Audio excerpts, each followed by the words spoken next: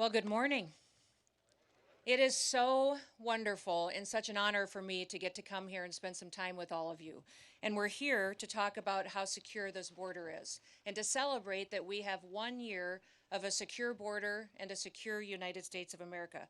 I want to say thank you to the gentlemen who all spoke before me and thank them for their leadership. To Paul and Rodney and Todd and Chief, just thank them for all that they've done to lead the men and women of the Department of Homeland Security in carrying out the mission that President Trump committed to fulfill for the people that live in our great country. I also want to thank Tom Homan for being the border czar. He was busy up in Minneapolis today and wasn't able to be here, but we thank him for his leadership as well. But most of all, we thank President Trump for the guts and the love of this country to do the right thing, to make sure that when he talked to the American people, he talked about the fact that what we had going on here in this country under the Biden administration was the greatest humanitarian crisis that we had ever seen in our history, and that it needed to be fixed. And the way that you fix it is you just enforce the law, that you go out there and say the laws need to be enforced and they need to be applied equally to every single person. And that Americans come first because they're the people who have built this country, and that they're the ones who are here working jobs and putting their kids through school and doing the right thing to make sure that our freedom and our liberties are secured. So I want to thank him for his leadership, for the fact that he told the American people what we needed. He said we needed a wall, and we have a wall, a big, beautiful wall that President Trump also wanted painted black, so that it would endure for a long period of time, that it would look like the strength and stamina that the American people have, and that it would be something that would continue to protect us for generations to come. But I also wanted to come here today and thank all of you. I'm looking out in this group of individuals and I see a group of patriots, people who stepped up during difficult times and led us through challenges, but also are still here today making sure that we continue down the path of what we committed to the American people. I want to thank all the individuals I see from CBP, from ICE, the Coast Guard. I see our law enforcement partners, the Department of War, National Guard, all of our local sheriffs and law enforcement that have partnered with us, and then those individuals who kept the faith, that came alongside of us and encouraged our law enforcement, stood beside them and supported them and their families. We know that no one can do their job with excellence unless their family's okay and they're taken care of, and that things are right at home. And so those individuals in this community that supported our law enforcement through those times are incredibly important, and we're grateful for them.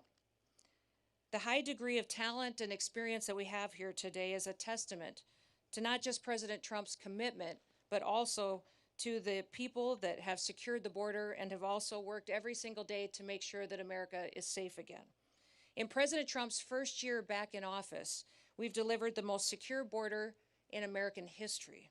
And we did it with the immediate aftermath we were facing from that humanitarian crisis that was created from Joe Biden's open border policies. It is so quiet here now today that sometimes we even forget how bad it was just a little over a year ago. And the importance of the accomplishment that has happened over this last year cannot be forgotten. Hardworking Americans all along this southern border were devastated. They were trying to do their jobs, educate their kids, and protect the future when they were handed this humanitarian crisis and saw the horrors of what was happening when millions of people were crossing our border unvetted, when they were trespassing onto private property. We had crimes being committed. We saw women and children being trafficked, people dying, and crimes continue to be perpetuated as people were allowed to come into the country unvetted and unstopped. You know, yesterday I was in Eagle Pass, Texas, and I had the chance to tour the border, not just with our Border Patrol agents, but also with the Texas National Guard and the Texas Department of Public Safety. And we looked at some of the areas that were the hardest hit during the Biden border policies.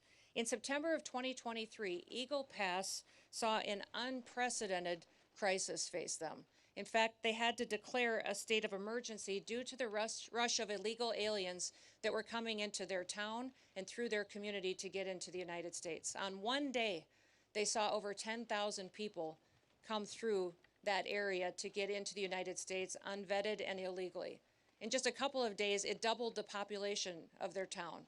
And it caused a crisis not just for their medical care facilities, their businesses and their families, but it absolutely crushed them and their economy. And their crime was rampant and overrun. And just last week, or a week or so ago, I got to spend some time in Brownsville, Texas, spent some time with farmers and ranchers. And we talked about what their lives were like just a little over a year and a half ago. How they saw trespassers come onto their property, cut their fences. Their livestock were loose, and sometimes they incurred death there as well. They had crimes, people breaking into their homes and their facilities. They were finding dead bodies on their ranches. In fact, we saw unprecedented death from those illegal migrants that were coming into our country because of the heat exhaustion, and they also were forced into water, and people were drowning because of the crush and the push to take advantage of those open border policies. Those ranchers were talking about how different it was for them now. The fact that their ranches are safe again, that they don't have drug cartels running drugs across their property and down their roads and endangering their children and their schools. Many of the schools in many of these communities had to put up barriers and protections and boulders and rocks just between the roads and their schools to keep their children safe, so they could go in and out and get their education in a way that would protect their lives. When things like this happen, people are not just challenged with the crime, but they're challenged with the fact that their economy is hurt, their businesses are hurt, and also that these illegal migrants were being victimized each and every day. At worst, illegal aliens threatened the lives of American citizens with crime and violence and drugs, but they brought with them a recognition that the rule of law didn't matter in America anymore, that laws weren't going to be enforced, and it sent a message around the world that people could just come to America and no one was going to do anything about letting those dangerous individuals come in with terrorists, suspected terrorists and criminals that were allowed to come in with those illegal migrants. And while the left tries to tell us many times that it's somehow compassionate to allow that kind of chaos, it isn't. It was dangerous, not just on this side of the border, but on the Mexican side of the border as well. We saw many of those illegal migrants not be able to survive the brutal terrain. They didn't survive the river crossing. Those causes of death, of heat and water, were dangerous, and the left behind so many bodies that in some counties along the border, they had to install migrant morgues just to pick up the dead bodies that were passing away on their way to try to get into the United States. In fact, during the Biden administration and those open border policies, we saw even the UN declare that the United States and Mexico border was the deadliest land route in the world. Countless people were sexually abused and trafficked over and over again and exploited. One story that I remember that impacted me so dramatically was a horrifying story of a father who paid a smuggler $1,000 to bring his wife and his 2-year-old daughter into the United States. Once they got over the border, those smugglers took that mom and daughter into a stash house and kidnapped them and held them hostage for a ransom and said that father would not get them back unless he paid another $23,000 to them, and said if he did not immediately pay, that they would do things to his daughter that he couldn't even imagine. That was happening on a daily basis because of that invasion. Over those 4 years of chaos and destruction and death, many of the left said that it was compassionate. They said it was compassionate to let millions of people come in unvetted and be subjected to murderers and smugglers and cartels and gang members. Was it compassionate to make Americans share their communities with criminals? Was it compassionate to encourage men and women and children to break the law and to put their lives at risk, knowing that they could be victimized along the way? And was it compassionate to demonize those federal law enforcement officers that took an oath to uphold the law and to keep Americans safe? You know, the left and Democrats dare to harass, threaten, and dox our officers, assault the men and women of the Department of Homeland Security and our federal law enforcement. And they try to say that enforcing our immigration laws and arresting and deporting illegal criminals and violent criminals is inhumane. Well, what about the victims of that illegal crimes? What about the flow of drugs that were coming over our border and killing our next generation of Americans? What about the angel families who lost someone that they dearly love, that they'll never have back again and don't have a future with? They don't talk about the Laken Rileys, the Jocelyn Nungarys. They don't talk about the Rachel Morans. And they don't talk about the thousands of Americans that we've lost to drug overdoses and to poisonings. In fact, the flow over this border of illegal fentanyl has been cut in half since President Trump has been in office. And since he has secured this border and built this wall, 56% of the fentanyl has stopped coming into our country and saved millions of lives. The Democrats and the left say that compassion was that invasion, was that humanitarian crisis. But President Trump says that compassion is taking care of people. Joe Biden and his policies during those 4 years lost 450,000 children.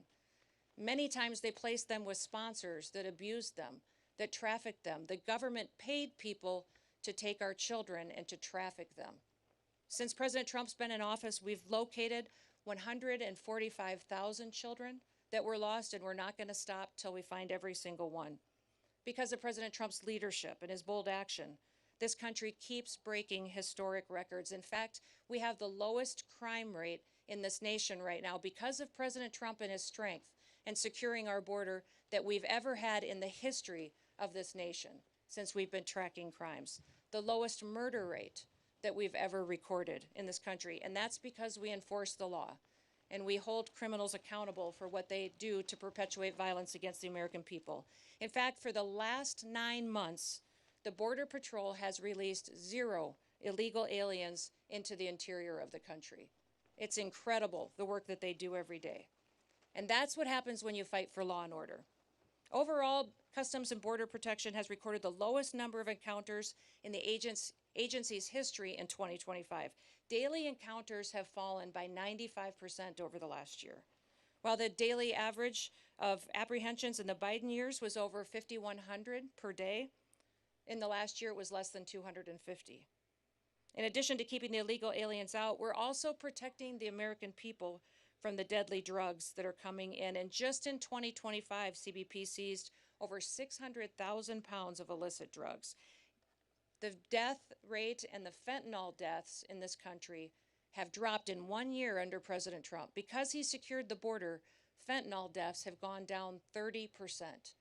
We can't wait to continue to keep working to save more American lives. We have to continue to keep ramping up our efforts and do all that we can to protect our children.